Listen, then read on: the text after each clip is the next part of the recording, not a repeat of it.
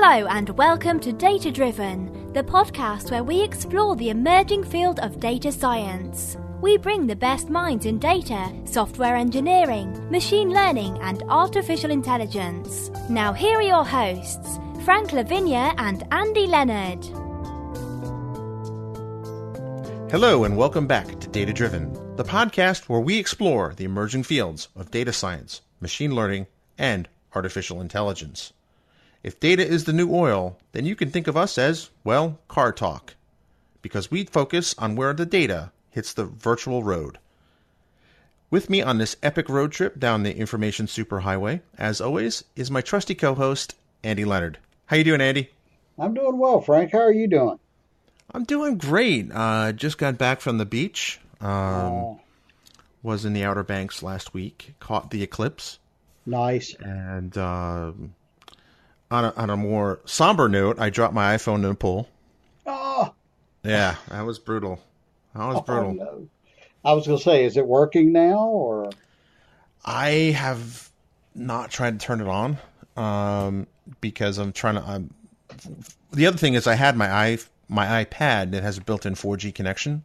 Okay. So after installing some apps, I really didn't miss it that much. So the only thing I'm really concerned about is getting the pictures off of it, because I was too cheap to get more space on my iCloud. So I actually have a MyCloud in my basement, which if you install the app, it'll sync the photos. Now, for some reason, it stopped syncing photos on August 8th. Oh. So I have about maybe two and a half weeks of time that photos were not synchronized, including the first day or two of vacation, which is a shame because my son and I caught our first fish. Nice. So, fortunately I did send that to my father-in-law, who I have that saved in iMessage, so I can get kind of some of the stuff back. Right. But I also looked at a lot of YouTube videos, kind of in a panic about how to repair an iPhone. And apparently, if you have the right tools, you can take it apart, order a new battery on eBay or Amazon, and a new charging port. Okay. And kind of put it back together yourself and get it functioning back to normal. So I'm pondering, should I do that, or should I just kind of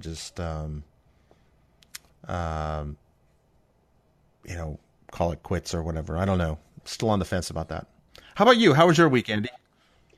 I had a really great week. I was on site with a client last week, and we had a really short sprint, about 3 weeks, and we had to bring in a deliverable.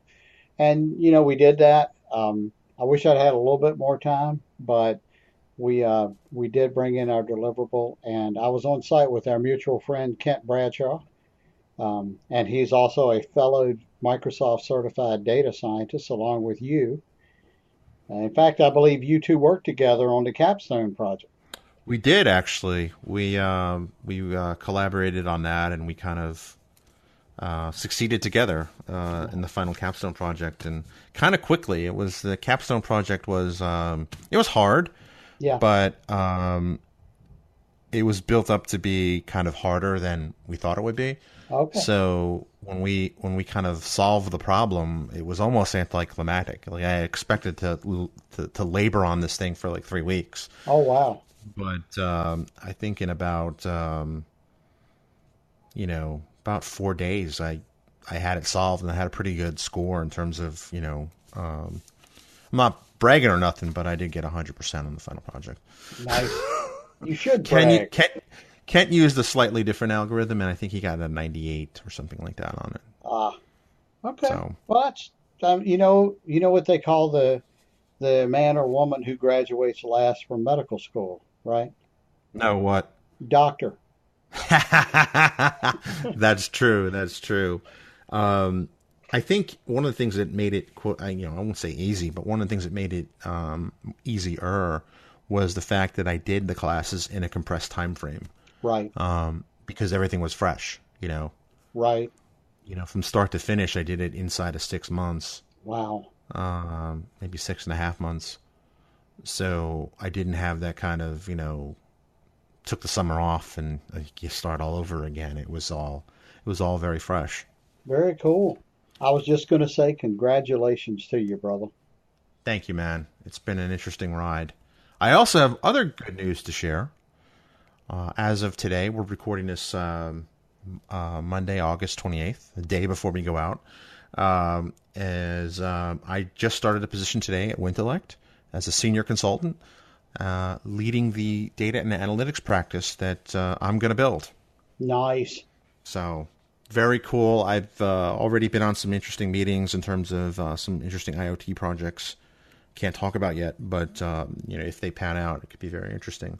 Not to mention some other data sciencey type stuff that we'll be working on in the near future. Well, some more congratulations are in order. Thank you. It was great to kind of go on vacation and before starting this because it's going to be quite the ride coming up. Well, that's fantastic, Frank. I'm happy for you. I'm happy for Wintellect. I'm sure it's working out well for both. And I can't wait to see what you guys come up with. Cool, man. Cool. And congratulations for you because this is a new client that you're on, or at least new as in a week or two. It is. Yeah, and we started So, that one. We're actually, Kent and I work together on that one. We're starting a new gig. We're kind of going part time between two, which is something we haven't done yet before. It's usually full time. You know how these consulting gigs go, especially if they're data warehouse related, and both of these are. And usually it's just go, go, go, right? 40 hours right. a week is, that's almost part time in this world. Um, usually 50 or 60. And both of these clients just want us for part time for probably the rest of the year, which is kind of nice. It's unusual to be sitting here at the end of August and going, I need to start thinking about January. Right.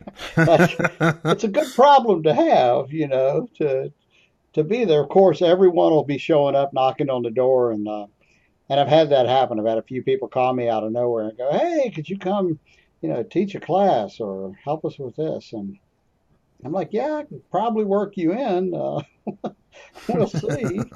I'm not doing anything between 9 p.m. and 4 a.m. every night. So, Yeah, if only we can offload that our consciousness to the cloud.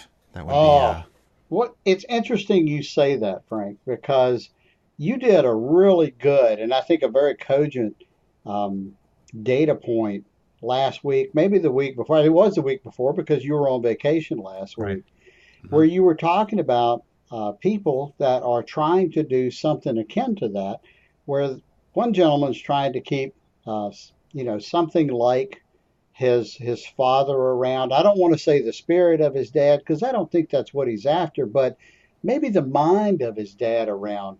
Could you elaborate on that some? Yeah, so this is something that you hear Ray Kurzweil talk about.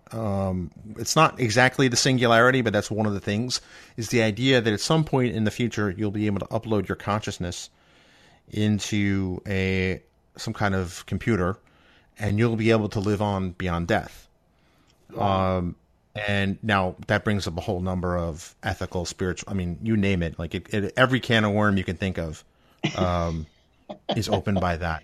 And, we could comfortably kind of say, well, that's distant future, although the progress made in the last, 5 years has said, well, maybe it's not distant future, it's future, but not necessarily distant future. And then recently I came across two stories that, well, maybe it's not that distant after all. Yeah. And maybe even more cans of worms are opened by this. Because, so first was a story about a lady who, it's not clear if they've known each other for something like 20 years, or whether or not they were boyfriend, girlfriend, or whatever. It's not clear. But basically, they have chat logs going back at least 10 years. Okay. And he died unexpectedly. And she was I think they both were kind of data scientist types, AI researchers. And she basically took all their chat logs and turned that into a chatbot. Hmm. And then she shared it with some of her friends, and people said that the chatbot was very, it was uncanny how much it was like their deceased friend. Wow. And that was pretty interesting. And she's actually productized that to a point. But is this the replica website? Yeah, so she actually productized that into something called Replica, Wow. and her name is Eugenia Kuda. It's totally probably botching her name. One, we love to have her on the show because she's actually built something very unique. Yeah. In the sense that Replica will ask you questions, and it'll be it doesn't quite become you, but it kind of does become you. And then related to that story is it was actually, I think, the cover story in Wired magazine for the month was how James Vlahos, his father, found out he was having cancer, and basically he and his brothers had recorded kind of interviews with him. He was talking about his life and how that, how he lived his life and what it was like growing up. And they recorded those interviews. Then they had it transcribed, and then he fed it into a chatbot kind of framework. So he can kind of chat with his dad via text message anytime he likes. And, he can, he says it's kind of like having him around. Yeah. And that, to me, when I heard that and I heard Eugenia's story, I thought, I mean, it's a bit like a Turing test that way. I mean, if you have, the Turing test, if you're not familiar, is if you can not tell that you're talking to an AI or a person, then that AI is sufficiently intelligent enough to be conscious. Yeah. But this is almost like a personal Turing test in the sense that if I create an Andy bot and I talk to the Andy bot, and the Andy bot is so well programmed, at some point,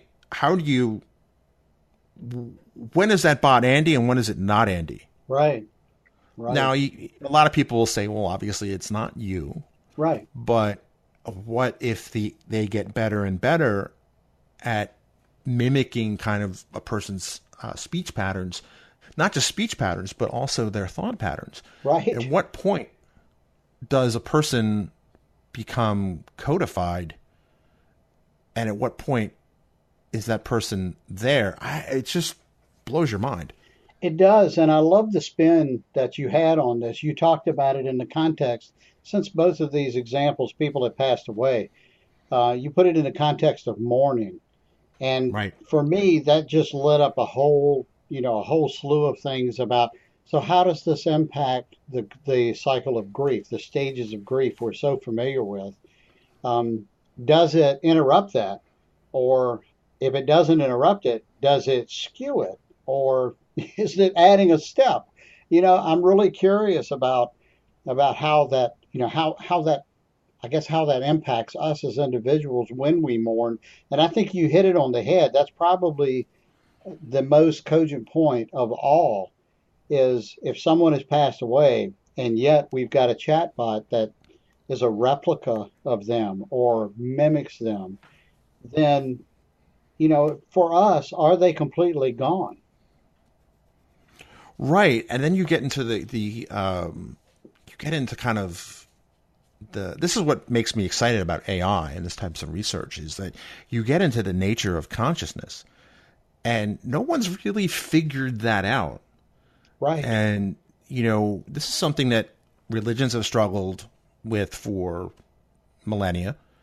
What is consciousness? What happens to you after you die? I mean, these are the big questions. And we're finally at a point with technology where we're going to have to be confronted with them to at least define them in some generally agreed upon manner, more or less. I mean, or maybe not. I mean, maybe I'm reading too much into this, but I mean, think about the ethical implications of making a chatbot, right? Like, what if his family objected to her creating a chatbot, right? Pretend that happened. Like, what legal ramifications would family have over creating a chatbot of somebody deceased? Like, what? That's interesting. I mean, this is what happens when you work with lawyers for a couple of years.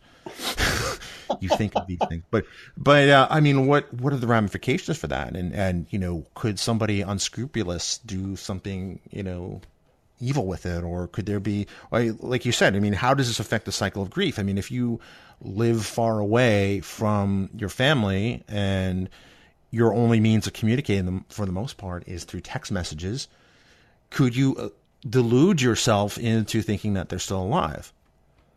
Wow. And I think the answer to that is, people can delude themselves into a lot of things. That's true. And this could be pretty easy. And the Wired story, the video they actually show, like he basically asked Dadbot, do you love me? And then the Dadbot, I don't forget what the response was, but it was very odd. It was clearly the AI, working through an algorithm. Right. But I mean, at some point, what if that's perfected? Right. And that really, people kind of, they posit deeply about, the singularity of this, you see the TED Talks and things like that. But I mean, what's that going to look like? What's that going to look like from an ethical point of view? What's that going to look from a spiritual point of view? Where do these people kind of weigh in on this? It's just boggles the mind. And then you can also take the philosophical tack that, in terms of defining consciousness, can you really define consciousness? Because consciousness is a very subjective experience. Right. I am cogito ergo sum, right? I think, therefore I am. But that doesn't work for you think, therefore you are. Like, I really can't say if you experience consciousness. Do you know what I mean?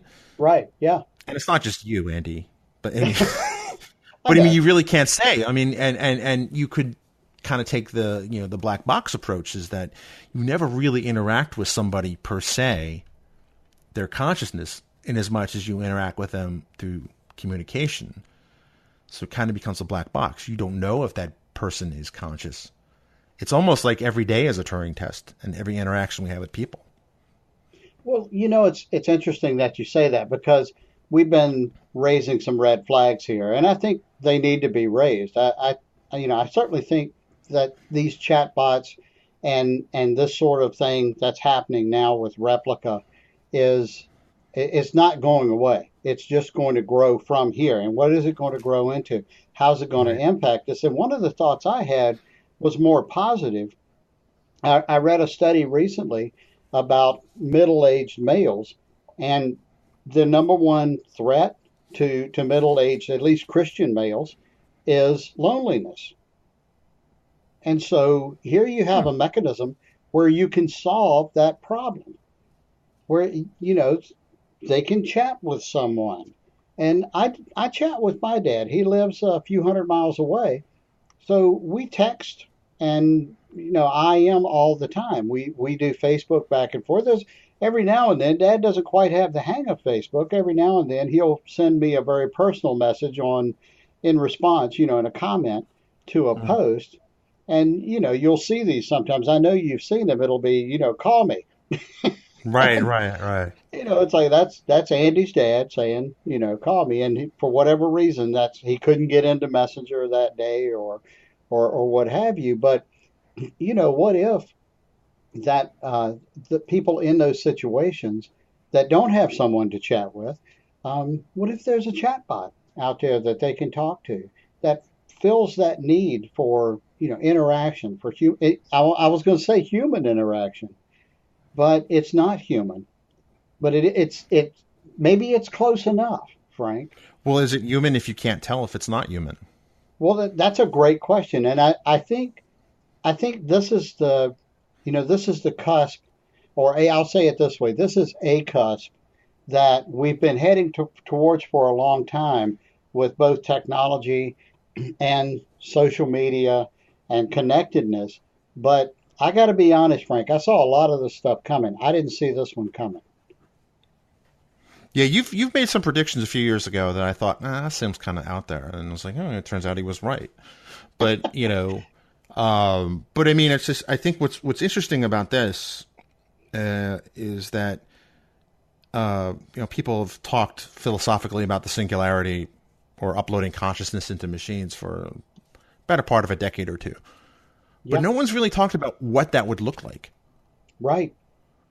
there's always been some talk about what that means for society if people don't die, and then there's that opens up another can of worms. Well, if they die but their consciousness is uploaded, didn't they really die, or like what? Like it's all very for a scientific field. It gets into some very metaphysical fields pretty quickly in this space. I And agree. it's just fascinating, and I don't know what the answer is, or maybe we won't have an answer. Maybe who knows? I mean, this is what makes it exciting. Yeah, I think it's going to continue to evolve. And when I saw the story that you put out, I saw the video on Facebook at the Data Driven page. I was blown away. I immediately searched and dug up the information, and I subscribe to Wired. I actually get the hard copy magazine and carry it with me when I'm on the road to read it. It's one of the few magazines I actually read. And, I read the story, I watched the video you were talking about. I saw the thing about Replica, and I actually went out there, and it advertises right out there that, over time, as you communicate with Replica, it becomes more and more like you. And that just raised a red flag for me. I'm like, there's really no need for there to be another me. I'm just saying, one is almost one too many. I take issue with that statement, but I mean, one of the things was my first instinct when I heard about Replica is, oh, cool, I want to sign up for that. My second thought was, what are they going to do with that data? That's a good thought. And that was like kind of like, I was about to start typing in I think right now it's in kind of public beta and you have or semi-public data. And I was like, Right. yeah, what are they going to do with that data? That's a good thought. Yeah. What's going to happen if they get acquired by another company? What if, Facebook decides, hey, we have a lot of chat log. You look at Messenger, right? Right. They have access to that data. They have access to all the posts that you made, the pictures you've done, your live streams, and they might buy her company for a token amount of money to get the patents. But I mean, like, what would Facebook get into that business in some point in the future? Oh, you'll see something that won't be clippy, but you'll see one of those those things saying, hey, it looks like your friend died. Would you like to talk to them anyway? Or something like that. I mean, Oh, wow. Yeah. I could see them monetizing that. I mean that, certainly they have the data and they probably have the mental brain power on staff to make that happen. Sure. They certainly have the money to purchase her company outright.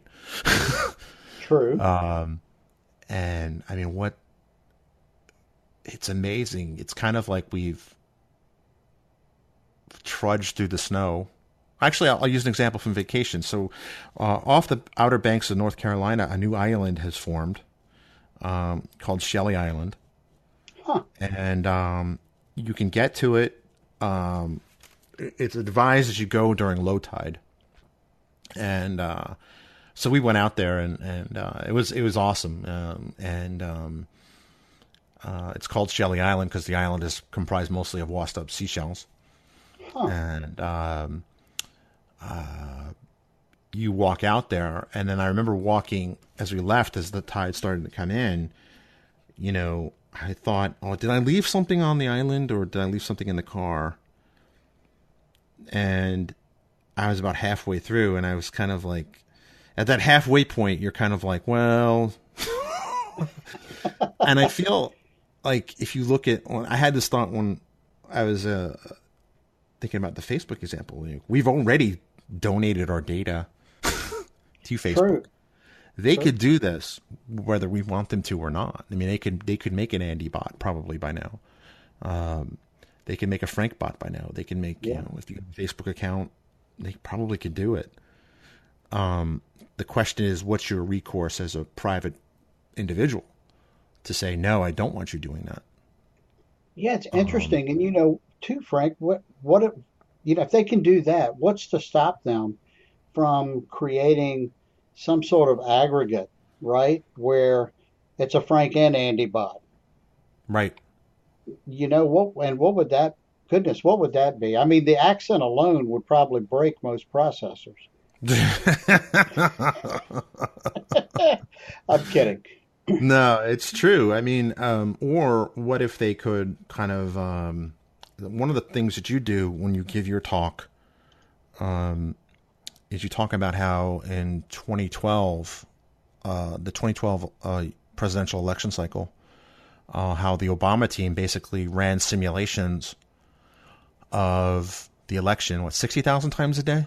Yeah, 66,000, according to a CNN story that came out right after the election. And I can't remember the guy's name. I'll have to look it up. But I was listening to his audio book. He was talking about data science a couple of years ago. It turns out one of our guests, Mark Tabadillo, heard the guy present like the week before I talked to him. And he was reporting all of this cool stuff. But yeah, they were able to run all these simulations. And, when you look at the margin of President Obama over Mitt Romney in 2012, it wasn't a huge, landslide in votes. But as we saw in 2016, right, it was the right amount in the right spot. It wasn't nearly as tight as 2016. President Obama won the popular election in 2012, but for a while there, it was touch and go. And they credit this data science with, with helping him win the election. It wasn't everything, but how do we know, right? I mean, 66,000 simulations a night, Frank. That's a lot. Right. I mean, that's crazy. Now, let me blow your mind one step further. What if Facebook says, you know what, we have chat logs on X number of citizens, and they live in swing states. They could essentially create a virtual you and ask you questions about how you feel about certain issues. Wow. Think about that. We wouldn't Wow. know. We wouldn't know they would do that. Or what they could do is they could aggregate kind of people by, instead of creating a Frank and Andy bot, they could aggregate people by someone who lives in this area, has this income. They can create an aggregate kind of average person. Yeah. And ask that average person questions. And they could create a chat bot, and you can kind of, they can kind of war game the election cycle. Like, instead of running kind of just simulations on the election based on kind of general trends, they could theoretically, given enough computing power, do it based on real people. They could test messaging that way.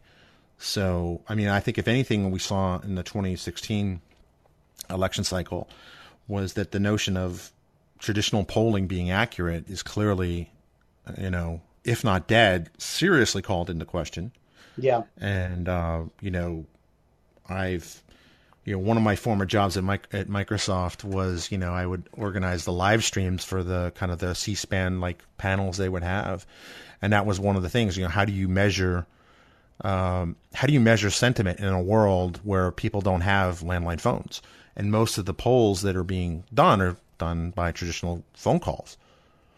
And, clearly this was, prior to the election. So they said, how accurate is it going to be in the future? And it's just fascinating. So, it's, you and I are both engineers, and with an eye towards the data science thing. And, it's not unthinkable for you to build kind of chatbots or kind of, I don't want to call them entities because they're not, but I mean, whatever they are, you can simulate a person's thoughts in that way.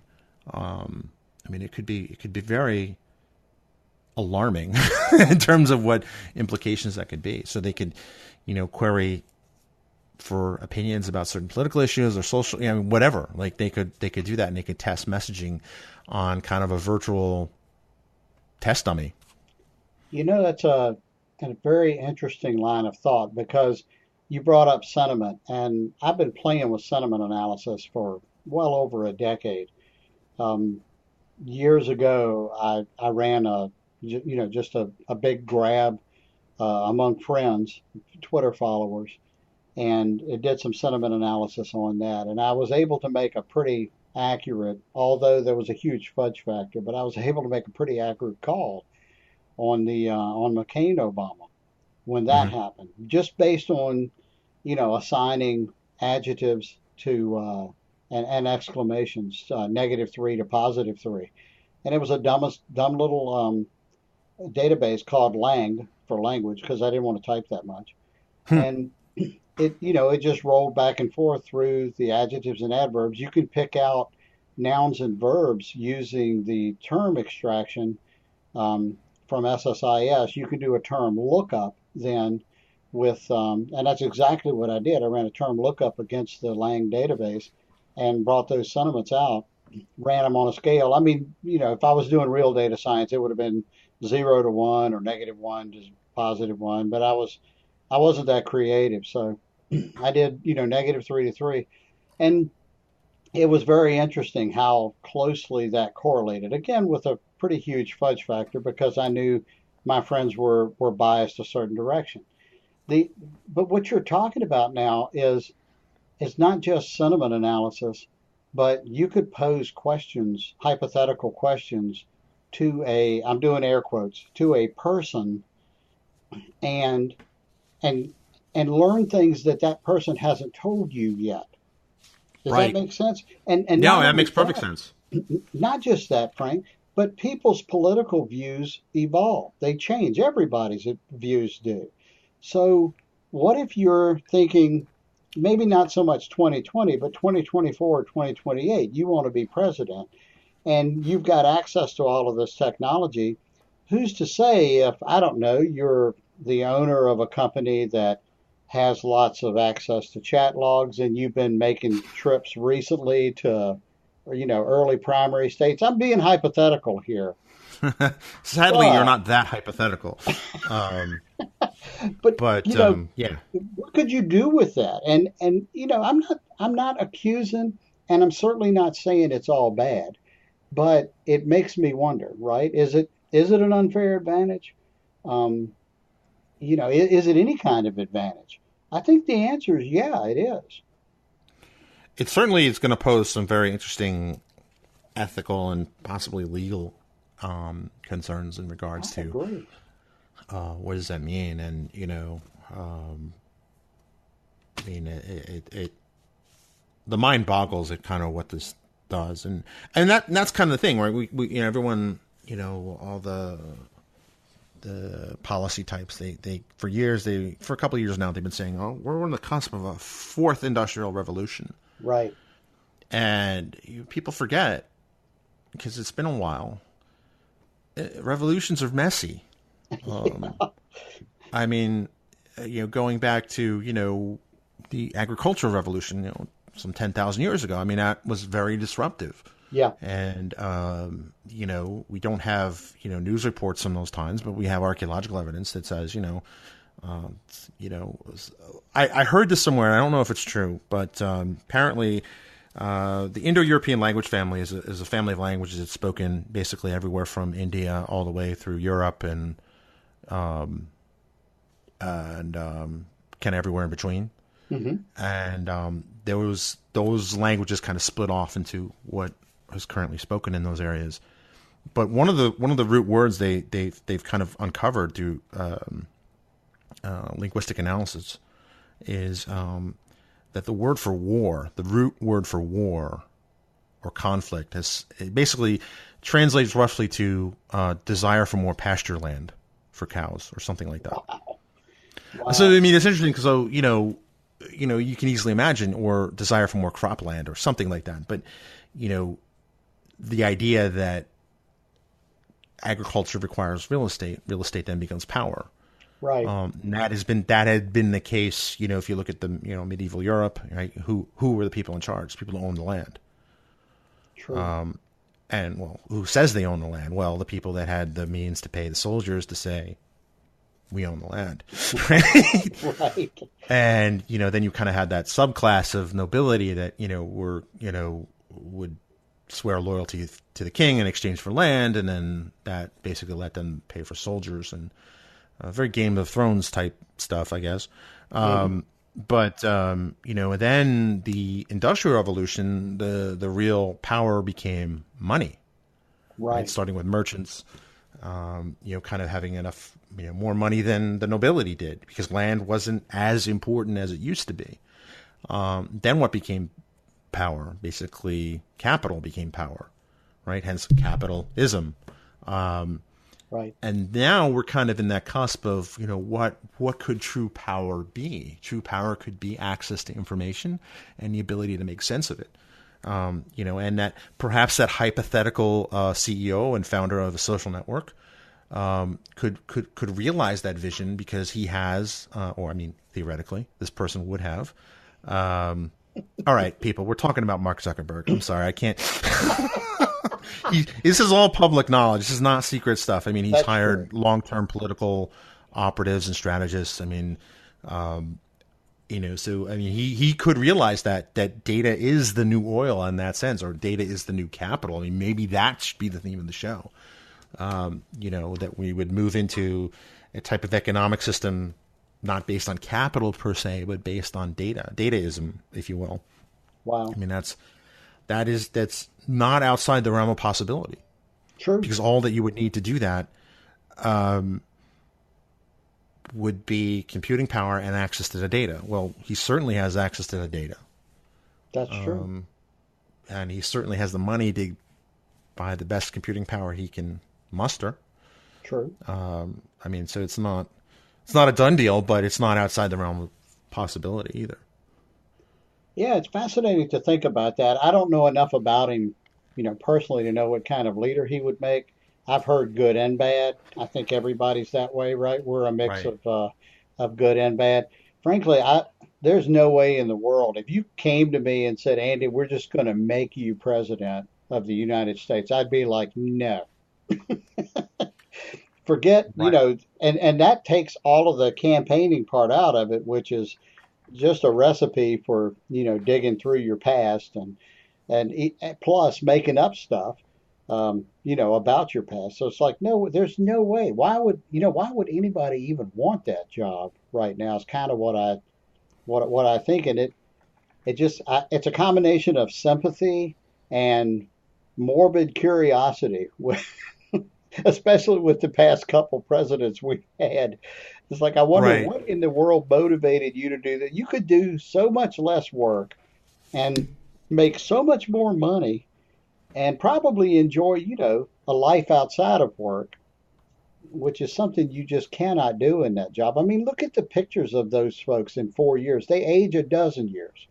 Oh yeah, and if they make it through 8 years, it's like they're completely different people. Well, yeah. I mean, President Obama he looks 20 years older than he did when he went into office in 2008. It's just, Yeah.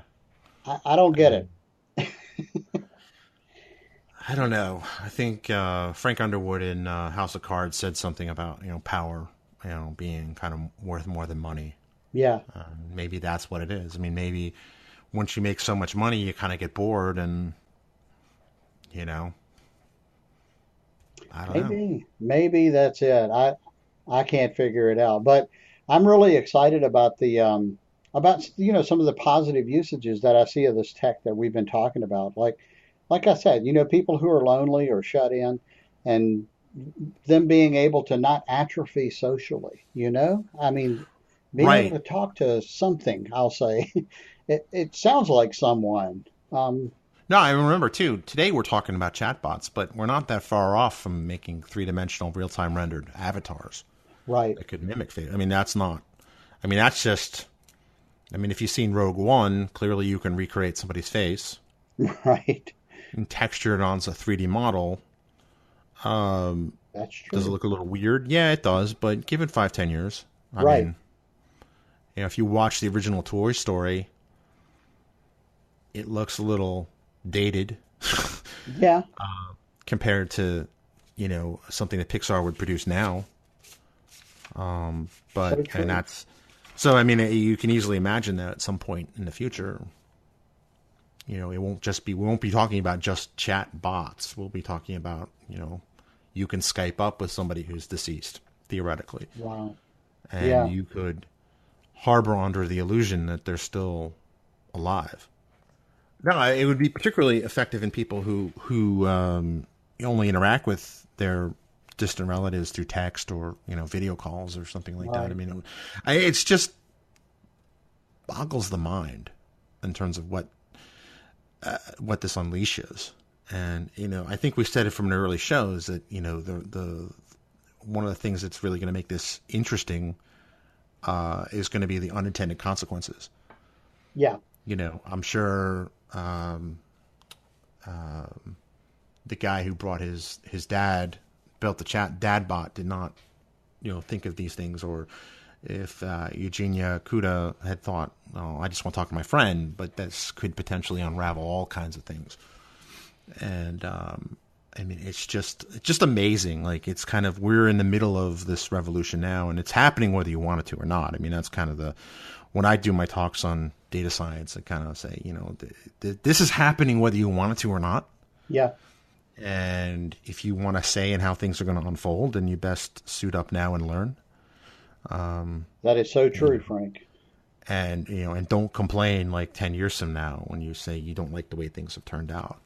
Yeah. And it's certainly something that I'm excited to be on the edge of this,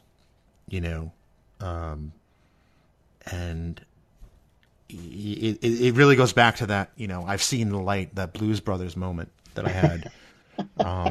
It was like, wow, because I went from kind of being kind of a casual, not casual, but I mean, I would build data visualizations to show to members of Congress or whatever, and I'd be like, yeah, this is kind of fun, and it's kind of cool what you can figure out, to, right, whoa, this is going to change everything, yeah, moment. And I mean, some of the stuff that they were working on a year ago, I'm sure actually, I know one of the things has been kind of deployed already, so it's kind of like, wow, that's, they really are moving ahead with this at Microsoft. I mean, this is where they're throwing their weight behind, yeah, and that could be very interesting. Yeah, they're doing some really fantastic work. I got to give them credit where credit's due. They're not the only game in town, for sure, but they have really come on strong. And I'd say if you look at, if you just think about it as velocity or maybe even acceleration, I'd say they clearly won the acceleration race in the last 12 to 18 months.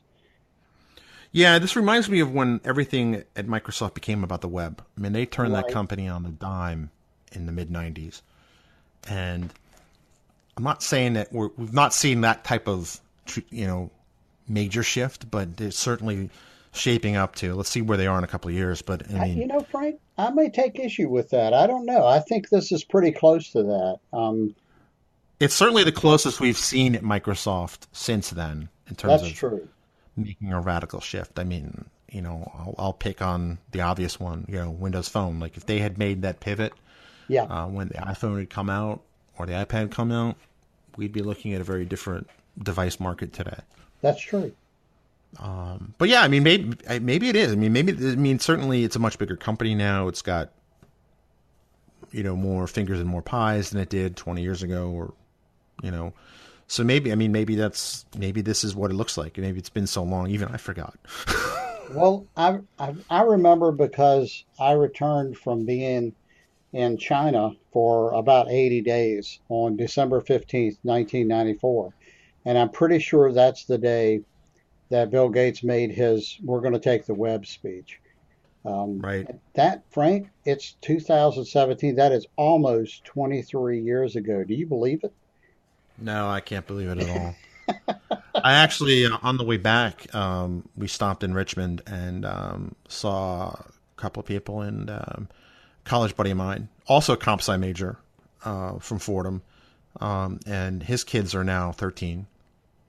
Wow. We have a mutual friend who was also a comp sci major, same year, whose kid is like junior in high school, I think. Wow. It's kind of like, oh my God, like, what happened? Like, that was fast. Time flies. It really does.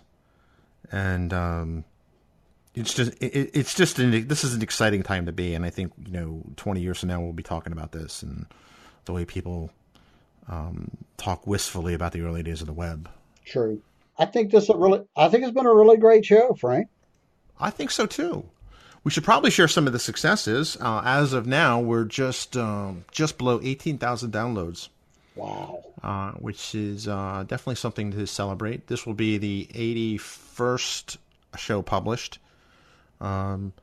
Data Science Daily took a bit of a summer hiatus. Part of that was vacation. Part of that was I'd been traveling for job interviews and whatnot. And so that's going to start up again soon, probably after the Labor Day holiday here in the States. And yeah, we've definitely been lining up some interesting people to talk to, just a matter of coordinating with their schedules. Yep. And so I would say, I mean, the data adventure has just begun. I agree. That would make a cool show title, too. We might call it that. The data adventure has just begun. I think that's a fantastic title. Cool. So with that, thanks for joining and listening to the show. If you have any comments or questions, please let us know via the website at datadriven.tv. And any parting words of wisdom, Andy? Gosh, Frank, I can't think of anything cool to say. This has been a great discussion. I always enjoy this when we get a chance to hang out and talk and do these shows. I want to do another one. I want to talk, I mentioned this earlier, I want to talk with you and Kent about that data science curriculum thing. But no, this has just been awesome. It's been an awesome experience. I'd say thank you to the people who have listened almost 18,000 times. Wow. Thank you. Yeah, seriously, thank you. We didn't know what to expect launching a podcast, we've had a blast. I know I have. I'm not going to speak for Andy, but I'm guessing he's had a blast. I've had a blast. I mean, it's just been an incredible ride. We've spoken to some amazing people, I was thinking like, well, maybe we should pick a favorite show. It's like it's hard to pick a favorite show. It's like picking your favorite child. I know, they're all awesome. You know, and they sometimes they go the way you think they will, and sometimes you're just taken to magical, wonderful places. And it's like, wow, I hadn't thought of that. That is so true.